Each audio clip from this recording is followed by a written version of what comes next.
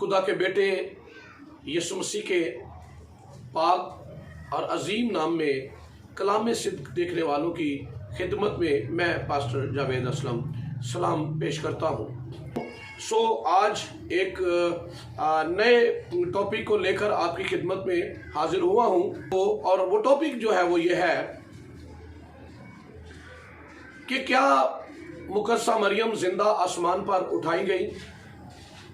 Bible मुकद्दस की रोशनी में देखेंगे, अगर किसी के दिल में भी सवाल पैदा हो, आप इसी वीडियो के कमेंट्स में आप लिख सकते हैं। मैं आपके जवाब देने के लिए हर वक्त हाजिर हूं। आज दो बातें हैं जिन पर हम गौर करेंगे। एक यह है कि क्या मुकद्दसा मरियम जिंदा आसमान पर उठाई गई, क्योंकि बाज़ों का यह मानना है कि मुकद्दसा मरियम जिंदा आसमान पर उठा ली गई। मुकाशवा की किताब उसके 12वें बाब में एक औरत का जिक्र पाया जाता है और उस औरत के बारे में बाज़ों का यह मानना है कि वो मुकद्दसा मरियम के बारे में है। तो इन दोनों बातों पर आज हम गौर करेंगे और बड़ी तवज्जो से सुनिए, इस मैसेज को आखिर तक देखिए और इस पर अपने कमेंट्स भी ज़रूर कीजिएगा। मुझे मालूम है क्योंकि बाज़ ऐसा मानते हैं, इसलिए मैं उनके कमेंट्स नेगेटिव भी आ सकते हैं, लेकिन मैं इसके लिए बिल्कुल तैयार हूं। आप कर सकते हैं, लेकिन जो आयात मैं आपके सामने रखूंगा इन पर गौर करना भी आपकी जिम्मेदारी और आपका फर्ज है, ताकि आप सच्चाई को जान सकें। सच्चाई को ना जानने के सबब से दुनिया की और इंसानी कहावतों और रवायतों पर अगर कोई चलता है तो वो गुमराही में है। हमारे लिए खुदा का कलाम जो है वो रोशनी है। पहला सवाल कि क्या मुकद्दसा मरियम जिंदा आसमान पर उठा ली गई, ये सवाल है। बाइबल मुकद्दस में हम देखते हैं कि जिस किसी को भी खुदा ने जिंदा आसमान पर उठाया, बाइबल में उसका जिक्र मौजूद है और सारी दुनिया यानी मसीही दुनिया इस पर मुत्तफिक है कि खुदा के बुजुर्ग बंदे एलिया और हनूक आसमान पर उठा लिए गए और फिर हमारा खुदावंद यीशु मसीह मर गया, मसलूब हुआ, मर गया, दफन हुआ और तीसरे दिन मुर्दों में से जी उठा और शागिर्दों के सामने वो जिंदा आसमान पर उठा लिया गया। ये हमें बाइबल मुकद्दस में मिलता है। तो अगर हम ये ना भी माने तो इसमें किसी मुकद्दस या किसी मुकद्दसा की शान में फर्क नहीं आता। हमें तो यह जिक्र भी मिलता है कि रसूल शहीद किए गए। हमें बाइबल मुकद्दस में इस बात का जिक्र मिलता है कि खुदा का बंदा पतरस रसूल शहीद किया गया, खुदा का बंदा याकूब शहीद किया गया, खुदा का बंदा अस्तिफरस शहीद किया गया।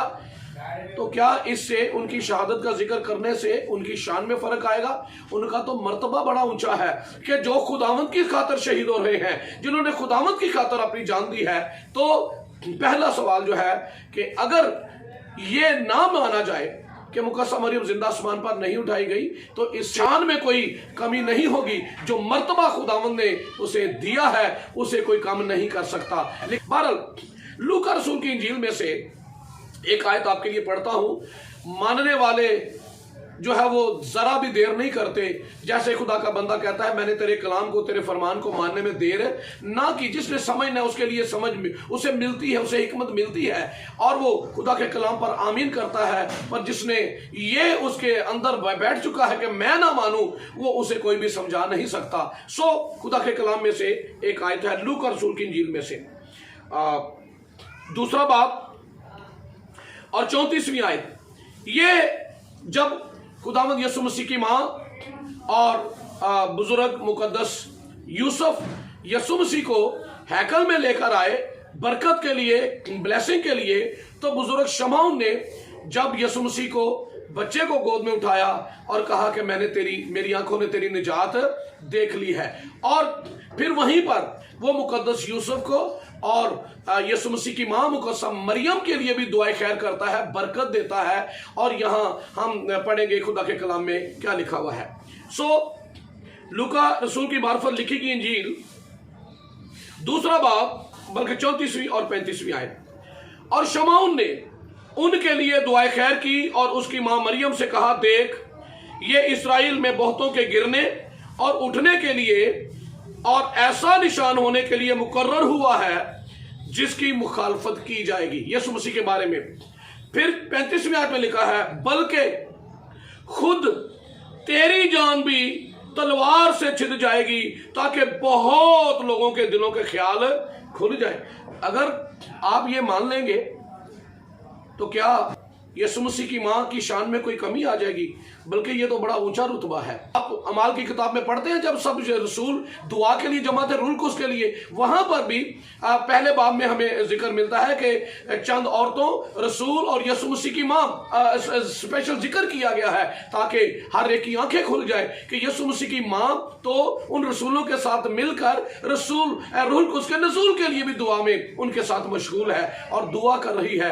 और यहां पर यीशु मसीह की खातर, यीशु मसीह की गवाही की खातर अगर शहादत का दर्जा पाती है तो इसमें क्या किसी की शान में कमी हो जाएगी? हरगिज नहीं, बल्कि उसका मर्तबा जो है वो बहुत ऊंचा है। और यहां पर ये खुदा का कलाम है, ये बुजुर्ग शमौन के मुंह से जो नबूवत निकल रही है और वो ये है कि बल्कि तेरी जान भी तलवार से छिद जाएगी। तो खुदा का कलाम ये है। मैं इससे ज्यादा इस पर और बात, समझने के लिए बहुत कुछ है, ना समझने वाले के लिए आप पूरी बाइबल से भी हवाला जा दे दे, उसने नहीं समझना। सो मुकस्सा मरियम इस जमीन पर शहादत का दर्जा पाया और वो इस दुनिया में शहीद हुई और यीशु मसीह की खातर और उन्होंने शहादत का दर्जा पाया है। इस सवाल पर मैं और इससे ज्यादा गुफ्तगू नहीं करूंगा।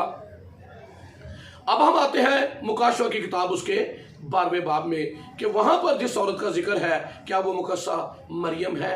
मुकाशवा की किताब 12वां बाब पहली आयत से, फिर आसमान पर एक बड़ा निशान दिखाई दिया, यानी एक औरत नजर आई जो आफताब को ओढ़े हुए थी और चांद उसके पांव के नीचे था और 12 सितारों का ताज उसके सर पर था। अब याद रखिए, मुकाशवा की किताब में जगह जगह तशबीहात मिलती है हमें, और देखिए तशरीह का, तफसीर का पैमाना जो है क्या है कि आप अगर तफसीर एक जगह पर औरत को औरत ही करेंगे तो फिर बाकी चीजों को भी आपको लिटरल मीनिंग में ही लेना पड़ेगा। लिटरल मीनिंग का मतलब यह है कि अगर आप यहां से औरत को औरत लेते हैं तो फिर आपको आफताब को आफताब और चांद को चांद और सितारों को सितारे ही लेना पड़ेगा। औरत को तो मुकस्सा मरियम ले और आफताब को कुछ और तशबीह दें और फिर चांद की कुछ और तशरीह करें और सितारों की फिर कुछ और तशरीह करें। मैं इस पूरे बाब में से चंद एक आयात आपके लिए पढ़ूंगा और मैं समझता हूं कि अगर आप ध्यानदारी से इस पर गौर करेंगे तो खुदावंद आपकी आंखें खोलेगा, आपके बातन को रोशन करेगा। फिर आसमान पर एक बड़ा निशान दिखाई दिया, यानी एक औरत नजर आई जो आफताब को ओढ़े हुए थी और चांद उसके पांव के नीचे था और 12 सितारों का ताज उसके सर पर था। वो हामला थी और दर्द ज़ह में चिल्लाती थी और बच्चा जन्ने की तकलीफ में थी। फिर एक और निशान आसमान पर दिखाई दिया, यानी एक बड़ा लाल अजहा, उसके 7 सर और 10 सींग थे और उसके सरों पर 7 ताज और उसकी दुम ने आसमान के तिहाई सितारे खींचकर जमीन पर डाल दिए। और वो अजहा उस औरत के आगे जा खड़ा हुआ जो जनने को थी, ताकि जब वो जने तो उसके बच्चे को निगल जाए और वो बेटा जनी, यानी वो लड़का जो लोहे के असास से सब कौमों पर हुकूमत करेगा, और उसका बच्चा यक खुदा और उसके तख्त के पास तक पहुंचा दिया गया। चले यहां तक बात करते हैं कि वो बच्चा खुदा के तख्त के सामने पहुंचा दिया गया।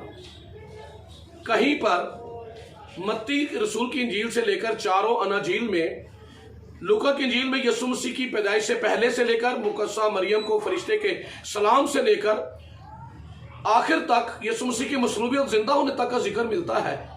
ये किस वक्त का वाकया है कि जब बच्चे को खुदा के तख्त के सामने पहुंचा दिया गया? ये किस वक्त की बात है? बल्कि हम तो ये पढ़ते हैं कि जब हेरोदीस ने बच्चे मरवा दिए छोटे छोटे, ताकि यीशु भी उनमें मसलूब, यीशु मसीह भी उसमें कत्ल कर दिया जाए, मारा जाए, तो छोटे छोटे बच्चे मरवा दिए। और उस वक्त फरिश्ता ने मुकद्दस यूसुफ को ख्वाब में देकर कहा कि इस बच्चे को लेकर मिस्र को भाग जाए, और वो मिस्र को भाग गया। ये तो हमें जिक्र मिलता है, पर ये किस वक्त हुआ कि बच्चे को खुदा के तख्त के सामने पहुंचा दिया गया? बहरहाल आगे बढ़ते हैं। 6 आयत, और वो औरत उस बियाबान को भाग गई जहां खुदा की तरफ से उसके लिए एक जगह तैयार की गई थी, ताकि वहां 1260 दिन तक उसकी परवरिश की जाए। अब यहां पर यह मिलता है कि वो औरत, अगर ये मुकस्सा मरियम है तो यहां पर लिखा है कि वो औरत बियाबान में भाग गई, बच्चा खुदा के तख्त के सामने, और बच्चा खुदा के तख्त के पास पहुंचा दिया गया। और मरियम जो है, जो आप जैसे बात को समझते हैं कि वो औरत जो है वो बियाबान को भाग गई। कौन से बियाबान में भाग गई भाई? और यहां पर लिखा है 1260 दिन, यानी 1260 दिन तक वो बियाबान में रही, बियाबान में उसकी परवरिश होती रही। ये कब का वाकया भाई? कोई रेफरेंस है आपके पास? कोई रेफरेंस आप दे सकते हैं तो जरूर दीजिएगा, मुझे कमेंट जरूर करना आपके पास। अगर आपके पास रेफरेंस है, मैं भी कलाम के मुताबिक हुआ तो मैं उसको फॉलो कर लूंगा, मुझे इसमें मानने में कोई हर्ज नहीं है, क्योंकि मैं कलाम मुकद्दस को मानने वाला हूं, बाइबल का बिलीवर हूं, और हर कलाम की बात को मानता हूं। कहीं से माना और कहीं से ना मानना, ऐसा रवैया नहीं है कि जहां से दिल किया मान लिया, जहां से और अपनी मर्जी की तशरीह कर दी। मैंने पहले कहा, अगर आपको औरत ली है तो फिर आपको हर चीज जो है लिटरल मीनिंग में लेनी पड़ेगी। ये बियाबान का भी जिक्र मिलता है, तो फिर आप बताइए कि ये कौन सा बियाबान है जहां 1260 दिन तक उसकी परवरिश होती रही। चले मैं 13वीं आयत से पढ़ता हूं। और जब अज़दहा ने देखा कि मैं जमीन पर गिरा दिया गया हूं, तो उस औरत को सताया जो बेटा जनी थी, और उस औरत को बड़े उकाब के 2 पर दिए गए, ताकि सांप के सामने से उड़कर बियाबान में अपनी उस जगह पहुंच जाए जहां एक जमाना और जमानों और आधे जमाने तक उसकी परवरिश की जाए। अब यहां पर उकाब के पर दे दिए गए हैं, तो जरा इसका कोई रेफरेंस भी दे दीजिए कि जहां पर उकाब के पर लगाए और वो उड़ती हुई जो है वो बियाबान में पहुंच गई, क्योंकि पर दिए गए ना, उकाब के पर दिए गए हैं। तो फिर औरत है तो उकाब के पर भी उकाब के पर ही हैं। चले आपके लिए एक सवाल भी छोड़ता हूं, जो ये मानते हैं कि मुकद्दसा मरियम बाब में जो औरत है वो मुकद्दसा मरियम है। 15वीं आयत, और सांप ने उस औरत के पीछे अपने मुंह से नदी की तरह पानी बहाया, ताकि उसको इस नदी से बहा दे। नदी को भी लेना है, नदी पानी बहा दिया ताकि बह जाए सैलाब की तरह, और उसमें औरत और उसे पर दिए कि वो उड़कर बियाबान में चली गई। और उसे, तो इसका मतलब है कि इसकी तशरीह ये नहीं है, जो तफसीर आप अपनी मर्जी से करते हैं, ऐसा नहीं है। तो अब एक आयत जो मैं आपके लिए पढ़ना वाला हूं वो ये है, अगर ये औरत मुकद्दसा मरियम है और आपका मानना है कि मुकद्दसा मरियम सदा कंवारी है, उसके कोई औलाद नहीं थी, हम नहीं ऐसा मानते। खुदा के कलाम में जिक्र मिलता है यीशु मसीह की माँ, उसके भाइयों का जिक्र मिलता है, और बहनों का जिक्र मिलता है। मरकस की इंजील में, लूका की इंजील में हमें मिलता है कि बाहर तेरे भाई, तेरी माँ और तेरे भाई तुझसे मिलना चाहते हैं। और फिर एक जगह पर लोग कहने लगे कि ये यूसुफ बड़ई का बेटा नहीं है, और इसके भाई फला फला उन नाम लिए, और फिर इसकी माँ का नाम मरियम, ये कहकर, इसलिए कि किसी और में से नहीं, नाम लिया गया है बकायदा मरियम के। जैसे यकूब के लैया से उसके ये बेटा पैदा हुआ, और यकूब से राखल से उसके ये बेटा पैदा हुआ, तो वहां बकायदा तौर पर आया है कि क्या इसकी माँ का नाम मरियम नहीं, जिनके दरमियान में रहते हैं, तो इसकी बहनें हमारे यहाँ नहीं है। और फिर इसमें ये बातें, ये इतने बड़े बड़े दावे क्यों करने लग गया, हम तो इसको जानते हैं। बहरहाल आगे पढ़ते हैं जी। और सांप ने उस औरत के पीछे अपने मुंह से नदी की तरह पानी बहाया, ताकि उसको इस नदी से बहा दे, मगर जमीन ने उस औरत की मदद की और अपना मुंह खोलकर उस नदी को पी लिया, जो अज़दहा ने अपने मुंह से बहाई थी। अब 17वीं आयत, और अज़दहा को औरत पर गुस्सा आया, यानी आपके मुताबिक मुकद्दसा मरियम पर गुस्सा आया अज़दहा को, और उसकी बाकी औलाद से जो खुदा के हुक्मों पर अमल करती है और यीशु की गवाही देने पर कायम है, लड़ने को गया और समंदर की रेत पर जा खड़ा हुआ। बाकी औलाद का भी जवाब आप मुझे चाहिए है कि औरत मुकद्दसा मरियम है और जो बेटा जनी है वो यीशु मसीह है, तो फिर उस औरत की बाकी औलाद को भी सताया। ठीक है, उस औरत की बाकी औलाद को भी सताया। इसका जवाब भी प्लीज आप जरूर देना, मैं आपके मुंतजिर रहूंगा। ये बातें किसी को टेस्ट करने के लिए नहीं, बल्कि इसका मतलब यह है कि सच्चाई को जाने, सच्चाई के बारे में लिखा है, सच्चाई को कबूल करो तो सच्चाई तुम्हें आजाद करेगी। एक तशरीह गलत कर दी, सारी तशरीह गलत होती चली जाएगी।